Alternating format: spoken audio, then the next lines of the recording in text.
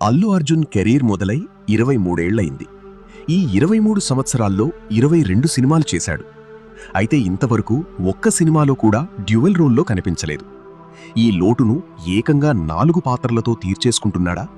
ఈ స్టోరీలో చూద్దాం. అట్లీ ఏ కథ చెప్పి బన్నీని ఒప్పించాడో గాని పుష్ప 2 తర్వాత త్రివిక్రమ్ను పక్కన పెట్టి రాకాకు గ్రీన్ సిగ్నల్ ఇచ్చాడు. వీడియో చూస్తుంటే హాలీవుడ్ రేంజ్లో విజువల్ ఎఫెక్ట్స్తో తీస్తున్నాడు అనిపిస్తోంది.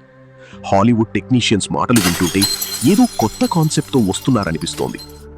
కెరీర్లో ఇంతవరకు డ్యూయల్ రోల్ పోషించిన అల్లు అర్జున్ రాకాలో ఏకంగా 4 రోల్స్ పోషిస్తున్నాడు అని తెలిసింది.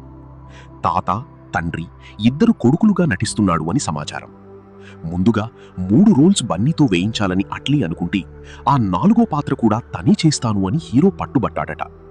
మేకప్ టెస్ట్ తర్వాత అట్లీ ఓకే చేసినట్టు సమాచారం.